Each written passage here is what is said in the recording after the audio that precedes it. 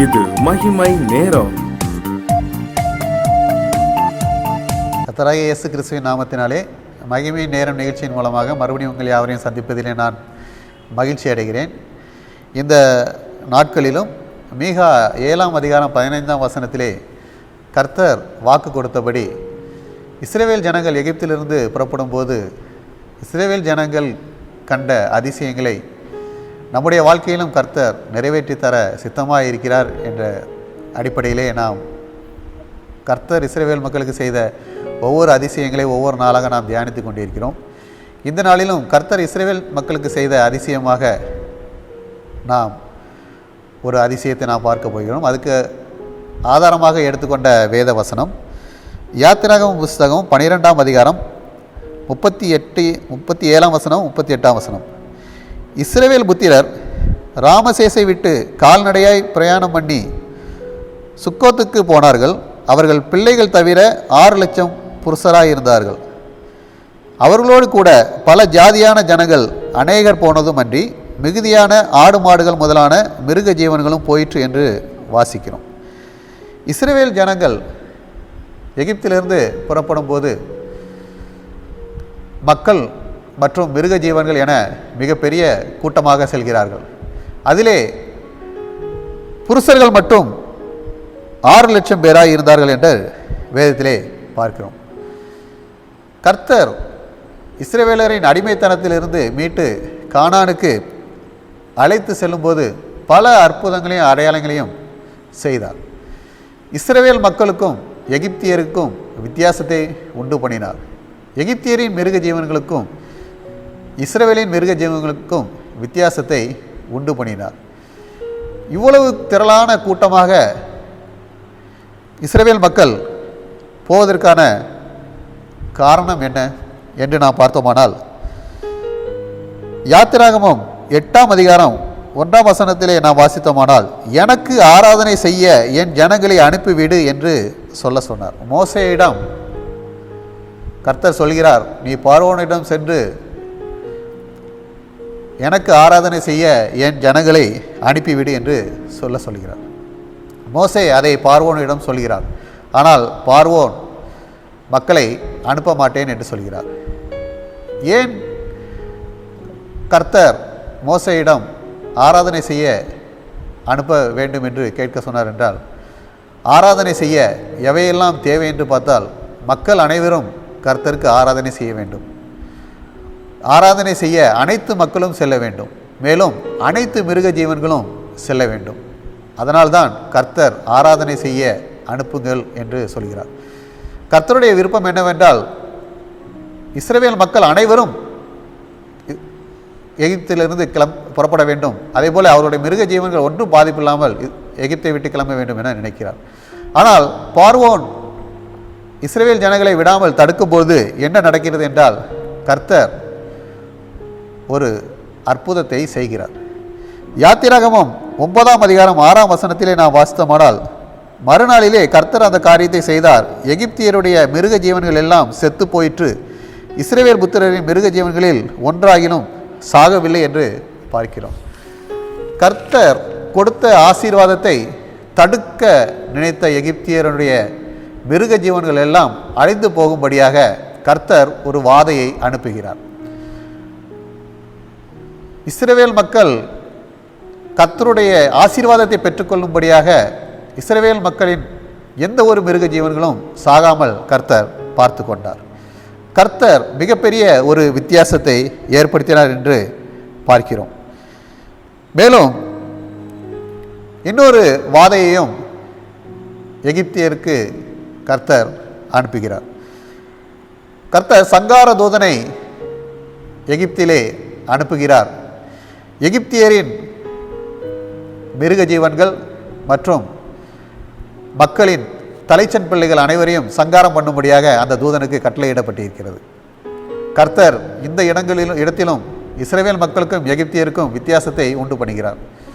சங்கார தூதன் எகிப்திலே கடந்து செல்லும்போது எகிப்தியரினுடைய தலைச்சன் பிள்ளைகள் அனைத்தும் சங்கரிக்கப்படுகின்றன. அதுபோல எகிப்தியருடைய மிருக ஜீவன்களின் தலைச்சன் அனைத்தும் சங்கரிக்கப்படுகின்றன. யாத்திராகமம் 12ஆம் அதிகாரம் 30ஆம் வசனத்தில் நாம் வாசிப்போமானால் எகிப்தியரில் சாவில்லாத ஒரு வீடும் இருந்ததில்லை என பார்க்கிறோம். அவ்வளவு வைராக்கியமாய் கர்த்தர் இஸ்ரவேலருக்காக இந்த அற்புதத்தை செய்தார். ஆனால் இஸ்ரவேலர் வீட்டை சங்காரதூதன் கடந்து செல்லும்போது இஸ்ரவேல் மக்களுக்கு எந்த பாதிப்பும் இல்லை. ஏனென்றால் கர்த்தர் ஏற்கனவே வாக்கு கொடுத்திருந்தார், ஆட்டுக்குட்டியின் இரத்தத்தை அடையாளமாக அவர்கள் வீட்டு வாசலிலே அடையாளமாக தடவ வேண்டும் என்று. அதுபோல அவர்கள் ஆட்டுக்குட்டியின் இரத்தத்தை தெளித்த போது சங்காரதூதன் இது கர்த்தர் கொடுத்த அடையாளம் என்று அந்த வீட்டிற்குள் பிரவேசிக்காமல் சென்று விடுகிறார். இதனால் இஸ்ரவேலியருடைய அனைத்து மக்களும், இஸ்ரவேலுடைய அனைத்து மிருக ஜீவன்களும் காப்பாற்றப்படுகின்றன. கர்த்தர் வாக்கு கொடுத்தது போல இஸ்ரவேல் மக்கள் ஆராதனை செய்ய அவர்கள் அனைவரும் மிருக ஜீவன்களும் போக வேண்டும் என்பதற்காக கர்த்தர் இவ்வளவு பெரிய அற்புதங்களை அவர்களுக்கு செய்தார். இந்த ஆண்டிலும் ஒருவேளை கடந்த ஆண்டிலே நாம் வியாதியின் கொடுமையினால் நாம் பாதிக்கப்பட்டிருந்தாலும், ஒருவேளை நம்மை சார்ந்தவர்கள் வியாதியிலே இருந்திருந்தாலும், அநேக மருத்துவ செலவுகள் நமக்கு இருந்திருந்தாலும், கர்த்தர் நம்மை இம்மட்டும் எவ்வளவு அருமையாக பார்த்து கொண்டிருக்கிறார் பாருங்கள். நாமும் நம்முடைய எல்லா சூழ்நிலையிலும் கர்த்தரையை நோக்கி பார்க்க வேண்டும். கர்த்தரையே நாம் நம்பிக்கொண்டிருக்க வேண்டும். கர்த்தரையே நாம் முன்வைத்து நடக்க வேண்டும். கர்த்தரை நம்மை வாழ்க்கையிலே பின்பற்ற வேண்டும். அப்படி செய்யும்போது கர்த்தர் நமக்கு அப்படிப்பட்ட அற்புதங்களை செய்வார். யாத்திராகமம் புஸ்தகம் 15ஆம் அதிகாரம் 26இல் நாம் வாசிக்கிறோம், எகிப்தியருக்கு வரப்பண்ணின வியாதிகளில் ஒன்றையும் உனக்கு வரப்பண்ணேன், நானே உன் பரிகாரியாகிய கர்த்தர் என்று கர்த்தர் வாக்கு கொடுக்கிறார். பாருங்கள், கடந்த ஆண்டுகளில் ஒருவேளை நாம் வியாதிகளின் வேதனையில் நாம் கஷ்டப்பட்டிருந்தாலும், ஒருவேளை பல இழப்புகள் நமக்கு இருந்தாலும், குடும்பத்திலே இருந்தாலும், கர்த்தர் இந்த ஆண்டில் நமக்கு வாக்கு கொடுக்கிறார். இஸ்ரவேல் ஜனங்கள் ஒரு சேதமும் இல்லாமல், இஸ்ரவேலுடைய மிருக ஜீவன்கள் ஒரு சேதமும் இல்லாமல் எகிப்தை விட்டு கடந்து சென்றது போல இந்த ஆண்டிலும் இந்த நாள் முதலாக நம்மையும் அப்படியே பாதுகாப்பார். வியாதிகளின் வேதனைகள் நம்மை துக்கப்படுத்தாத பாடி பாதுகாப்பார். ஒருவேளை வியாதியின் வேதனையினால் நம்மை சார்ந்தவர்களோ மருத்துவமனையிலே அனுமதிக்கப்பட்டிருந்தாலும், ஒருவேளை அவர்கள் தங்கியிருந்து அதுக்கான மருத்துவ சிகிச்சை எடுத்துக்கொண்டிருந்தாலும், கர்த்தர் அவர்களோடு இருந்து சீக்கிரமாக அவர்கள் சுகம் பெறும்படி கிருபை செய்வார். கர்த்தரே சொல்லுகிறார், நானே உன் பரிகாரியாகிய கர்த்தர் என்று. எனவே கர்த்தர் நம்மோடு இருந்து நம்முடைய வியாதி எல்லாவற்றையும் நம்மை விட்டு நீக்குவார். நமக்கு எந்த பாதிப்பும் ஏற்படாதபடி பார்த்துக்கொள்வார். நம்முடைய மிருக ஜீவன்களையும் கர்த்தர் பார்த்துக்கொள்வார். நமக்கு இந்த ஆண்டிலே எந்த சேதமும் வராது, இனிவரும் காலையில் எந்த சேதம் வராதபடி கர்த்தர் பார்த்துக்கொள்வார் என்பதிலே சந்தேகமில்லை. கர்த்தரால் எப்படி இதை செய்ய முடியும் என்றால், கர்த்தராகிய இயேசு கிறிஸ்துவினுடைய இரத்தம் நமக்காக சிந்தப்பட்டிருக்கிறது. எவ்வாறு இஸ்ரவேலர்களுக்கு ஆட்டுக்குட்டியின் இரத்தம் அடையாளமாக கொடுக்கப்பட்டதோ அதுபோல நமக்கு கர்த்தராகிய இயேசு கிறிஸ்து தம்முடைய இரத்தத்தை சிலுவையிலே சிந்தி அதை அடையாளமாக கொடுத்திருக்கிறார். எனவே நாம் செய்ய வேண்டியது என்னென்றால், அவருடைய இரத்தத்தால் நாம் பெற்றுக்கொண்ட பாவ மன்னிப்பை நாம் உறுதியாய் பற்றி கொள்ள வேண்டும்.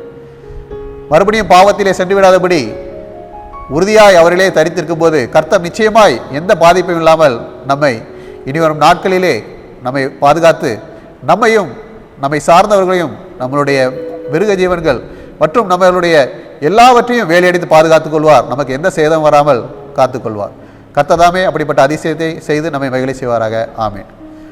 கர்த்தாவே, இந்த நாளிலும் இஸ்ரவேல் மக்களுக்கு செய்த அதிசயத்தை போல எங்கள் வாழ்விலும் எங்களுக்கும் எங்களை சார்ந்தவர்களுக்கும் எங்கள் மிருக ஜீவன்களுக்கும் எந்த சேதம் வராமல் உம்மால் பாதுகாத்து கொள்ள முடியும் இயேசப்பா. நாங்கள் எங்களை தாழ்த்துகிறோம், உண்மையே நாங்கள் நோக்கி பார்க்கிறோம், உண்மையே எங்கள் வாழ்க்கையை நாங்கள் பின்பற்றுகிறோம், உண்மையே எங்கள் வாழ்க்கையில் பின்பற்றி நீர் விரும்பும் வாழ்க்கையை வாழ்கிறோம். அப்பொழுது நீர் இப்படிப்பட்டதான அதிசயத்தை எங்களுக்கு செய்து தருவீர்.